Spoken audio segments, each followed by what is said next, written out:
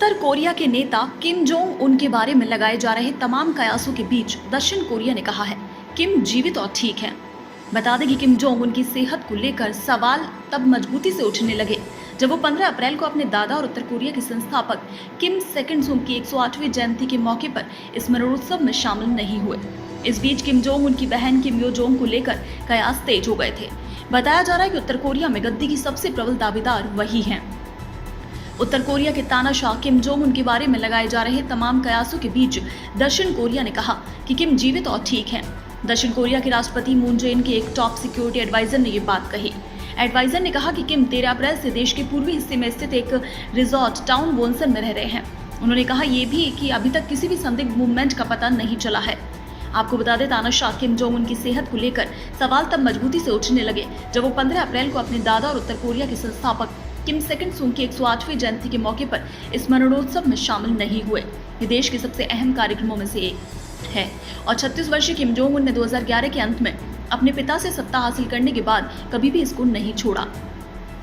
तानाशाह Kim Jong Un कुछ समय से कहीं भी सार्वजनिक तौर पर दिखे भी नहीं। ऐसे में उत्तर कोरिया के गोपनीय स्वभाव को देखते हुए किम को लेकर कई तरह की अटकलें सामने आने लगी। किम जोंग उत्तर कोरिया पर शासन करे परिवार की तीसरी पीढ़ी के शासक हैं। माना जाता है कि देश पर उनके परिवार के ही किसी सदस्य को शासन करने का अधिकार है। ऐसे में इस पर भी बात शुरू हो गई कि आखिर किम की जगह और कौन संभालेगा उत्तर कोरिया की बागडोर। ऐसे में माना जा रहा है कि लगातार उनके साथ दिखने वाली उनकी बहन किम यो जोंग उनकी जगह ले सकती हैं। साल 1988 में जन्मी 31 साल की किम यो जोंग उत्तर कोरिया की पूर्वी तानाशाह किम जोंग इल की सबसे छोटी बेटी है। 9 साल उम्र में ही उन्हें किम यो जोंग को स्विट्जरलैंड के बर्न में प्राइमरी शिक्षा के लिए भेज दिया गया। यहाँ वो अपने बड़े भाई किम जोंग उन के साथ रही। साल 2002 में उत्तर कोरिया वापस आ गई और यहीं की किम इल सुंग यूनिवर्सिटी से कंप्यूटर साइंस की डिग्री ली। इसके बाद साल 2011 में अपने पिता की मौत तक वो उनकी प्रमुख सहयोगी रही और तब से लेकर अब तक वो अपने भाई किम जोंग की सबसे करीबी सहयोगी हैं। सत्ताधारी वर्कर्स पार्टी में उनकी मजबूत पकड़ है और इस बात का अंदाजा इस बात से लगाया जा सकता है कि साल 2018 और साल 2019 में वियतनाम में अमेरिकी राष्ट्रपति डोनाल्ड ट्रंप के साथ हुई शिखर वार्ता में वो शामिल हुई थी। हालांकि कुछ लोगों का ऐसा मानना है कि वो अपने भाई की जगह नहीं ले सकती क्योंकि उत्तर कोरिया का समाज पुरुष प्रधान है और ऐसे में अगर किम यो जोंग अपने भाई की जगह लेती हैं तो उत्तर कोरिया में ऐसा पहली बार होगा जब कोई महिला इस देश की बागडोर अपने हाथों में लेगी। वहीं इस बात पर भी संशय है कि जिस देश में सत्ता पर हमेशा पुरुषों का अधिकार रहा वहाँ किसी महिला शासक को लेकर ऐसा भी हो सकता है कि वहाँ की जनता ही उन्हें स्वीकार ना करे। इस सब के बीच उनके दावे को जो मजबूत बनाती है वो उस परिवार संबंध है जिसके पास सत्ता है तो विरासत में उन्हें गद्दी मिल सकती है। विशेषज्ञों की माने तो योन जोंग ने राजनीति में करीब 1 दशक बिताया है, इसलिए ऐसा भी हो सकता है कि इस गद्दी के लिए वो एक बेहतरीन दावेदार साबित हो। उन्होंने कहा कि उत्तर कोरिया का भाग्य किम परिवार के साथ ही शुरू और खत्म होता है और मुझे नहीं लगता कि ऐसे में किसी को भी क्षमता को लेकर चिंता करने की जरूरत है।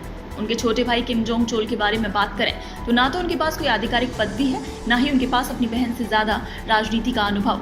वो राजनीति से ज्यादा समय अपने गिटार बजाने में बिताते हैं। उनके एक अन्य कॉम्पिटिटर में उनके भतीजे किम हॉन सोल हैं, लेकिन वो पहले ही कई बार देश के शासन की निंदा कर चुके हैं और विदेश में रहते हैं। दक्षिण कोरियाई मीडिया के मुताबिक अन्य दावेदारों में किम जोंग उन का 10 साल का बेटा भी हो सकता है, लेकिन इस बारे में कभी भी आधिकारिक तौर पर नहीं बताया। बहन किम यो जोंग के अलावा इस गद्दी के उम्मीदवारों में से एक किम योंग इल है। आपको बता दें किम योंग इल उत्तर कोरिया के संस्थापक किम इल सुंग के बेटे हैं और वो पिछले 4 दशकों से एक राजनयिक के तौर पर देश की सेवा कर रहे हैं। उन्होंने कहा कि किम यो जोंग और किम इल सुंग के राजनीतिक अनुभव में करीब 30 साल का अंतर है। इस हिसाब से बहन किम यो जोंग एक नौसिखिया है। हालांकि योंग हो ना ऐसी ही दलील तब भी दी थी जब किम जोंग उन को उत्तर कोरिया की बागडोर संभालने के लिए दी गई थी। इस हिसाब से किम यो जोंग उत्तर कोरिया की गद्दी संभालने के लिए प्रमुख दावेदार बन जाती हैं। दक्षिण कोरिया के अनुसार वर्कर्स पार्टी में रहकर जोयोंग राज्य की मीडिया में किम जोंग उनकी इमेज को प्रमोट करने का काम करती थी। किम यो जोंग को लगातार प्रमोशन मिलते रहे और वो अपने भाई के साथ फैक्ट्री, खेतों और मिलिट्री यूनिट्स के दौरे पर भी जाती थी। कई मौकों पर अपने भाई के प्रमुख सहयोगी के तौर पर काम करते हुए उन्होंने अपने भाई का भरोसा जीता। साल 2018 में हुए विंटर ओलंपिक खेलों में किम यो जोंग ने अपने भाई की जगह नॉर्थ कोरिया का नेतृत्व किया था। इसके बाद से ही सत्तारूढ़ पार्टी में उनकी हैसियत और बढ़ गई थी। साल 2018-19 में वो अपने भाई और अमेरिका के राष्ट्रपति डोनाल्ड ट्रंप के बीच में हुई सिंगापुर वियतनाम शिखर वार्ता में शामिल हुई, जहां से उन्हें अंतर्राष्ट्रीय स्तर पर काफी पहचान मिली। हाल ही में कोविड-19 समस्या से निपटने को लेकर डोनाल्ड ट्रंप के लिखे लेटर को उन्होंने खुद जवाब दिया। कोरियन सेंट्रल न्यूज एजेंसी को दिए अपने बयान में कहा कि उनके भाई के साथ ट्रंप के नजदीकी रिश्ते लंबे समय से चले आ रहे हैं, मतभेदों को निपटाने के लिए काफी नहीं। इससे ये बात तो जाहिर होती है कि आने वाले समय में किम यो जोंग अमेरिका और उत्तर कोरिया के संबंधों को कितनी मजबूती से संभाल सकती हैं।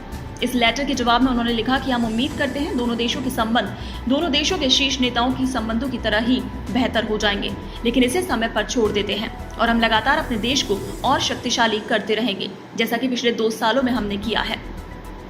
पिछले महीने मार्च में नॉर्थ कोरिया के न्यूक्लियर कार्यक्रम पर साउथ कोरिया ने आपत्ति पर भी किम यो जोंग साउथ कोरिया पर भड़की थी। उन्होंने कहा था, डरे हुए लोग भौंक रहे हैं। इसके अलावा वो दक्षिण कोरिया के राष्ट्रपति मून जे-इन और चीन के राष्ट्रपति शी जिनपिंग के साथ हुई अपने भाई की बैठकों में भी शामिल हो चुकी हैं। फिलहाल इस किम जोंग की सेहत की बेहतरी को लेकर आई खबर से इन अटकलों पर विराम लग चुका है। किम जोंग अभी जिंदा और ठीक है, लेकिन आने वाले समय में उत्तर कोरिया में किम जोंग की बहन यो जोंग गद्दी संभालने के लिए बिल्कुल तैयार दिख रही हैं।